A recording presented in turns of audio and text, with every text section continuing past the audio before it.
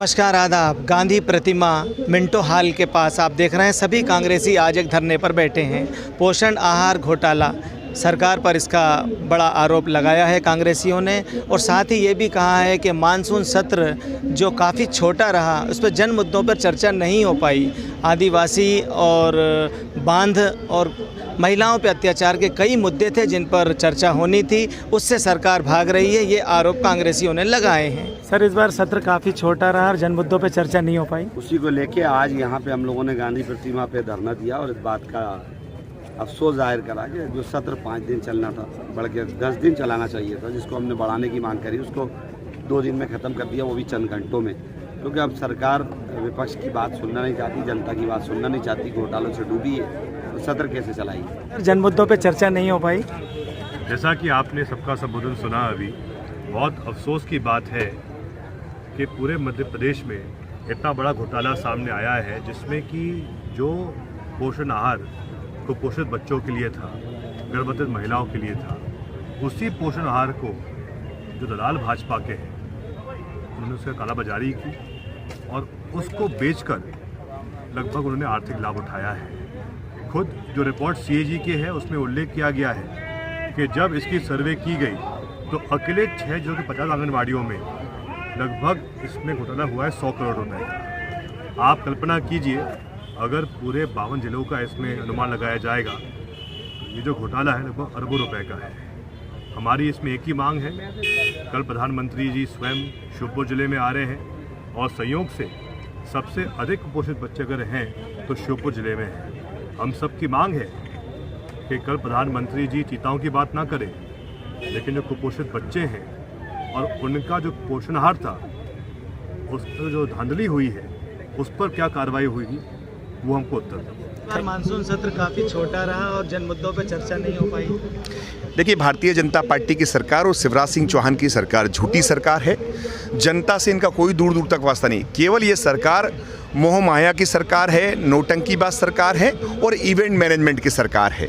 यहाँ पर आज जनता महंगाई से परेशान है, GST से परेशान है। लगातार जो नोटबंदी हुई थी उसके बाद लगातार भारतीय जनता पार्टी की जो गलत नीति और योजनाओं की वजह से जो जनता परेशान, उस और जनता का ध्यान ना होकर के केवल इवेंट मैनेजमेंट का काम में लगे रहते हैं। मुद्दों पे चर्चा नहीं हो पाई। मानसून सत्र जल्दी समाप्त हो गया। अब कई आदिवासियों की समस्याएं भी थी। सर, कैसा देखते हैं? लगातार प्रदेश में जनमानस परेशान है। स्वास्थ्य के क्षेत्र में, शिक्षा के क्षेत्र में, न्याय के क्षेत्र में, कानून व्यवस्था के क्षेत्र में, हर क्षेत्र में परेशान है और सरकार जवाब देने की बजाय भाग रही है। आपको बता दें, भोपाल में ही जिस तरह से एक हमारे गर्भवती महिला के पेट के अंदर ही बच्चा था, उसके देखरेख करने की बजाय उसको बाहर फेंक दिया गया और बच्चा अंदर था, किस स्थिति में था और उसी स्थिति में उसके अंत्येष्टि हो जाती है। बहुत दुर्भाग्यपूर्ण घटना इस तरह से प्रदेश में है, ये निंदनीय है। सरकार को इसमें चर्चा करनी चाहिए।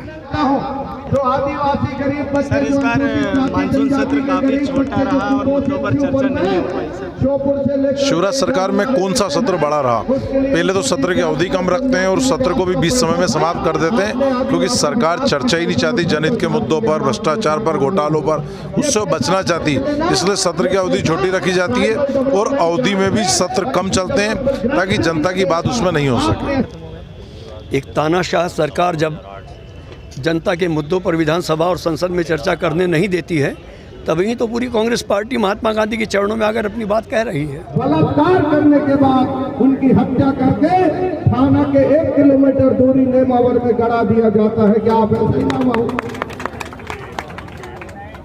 क्या आप इसी तरह से आप मामा हो कि एक उनकी बहन जो अपने बहनों के लिए ढूंढने के लिए थाना में जाकर के रो रही है, वहां जो TI है, जो आरोपी सुरेंद्र सिंह चौहान था, उसके साथ बैठ करके थाने में वो चाय पी रहे थे, उसकी बहन की खोज नहीं कर पा रहे थे।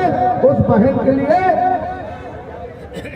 वो उठ पाए। मानसून सत्र भी काफ़ी छोटा रहा।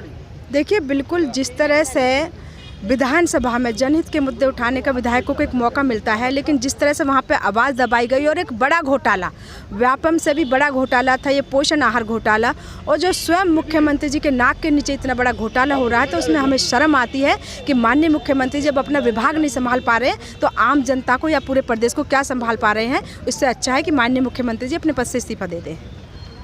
सर, आज गांधी प्रतिमा के नीचे सभी इकट्ठे होकर धरना दिया है सर। देखिए, कांग्रेस की प्रतिबद्धता है जनता के प्रति, और कांग्रेस जनता के अंतिम व्यक्ति को भी मुख्य धारा में लाने की बात करती है। जहाँ तक पोषक आहार की बात है, पूरे प्रदेश में सबसे ज़्यादा, हिंदुस्तान के अंदर अगर सबसे ज़्यादा कुपोषण की बात है तो मध्य प्रदेश में, और जो मध्य प्रदेश में कुपोषण का मामला आया, जो भ्रष्टाचार का मामला है, वो लगभग 50,000 करोड़ से ज़्यादा का है। निश्चित रूप से इस मामले में मुख्यमंत्री को संज्ञान लेना चाहिए, और मुख्यमंत्री तो अब खुद कटघरे में खड़े हैं।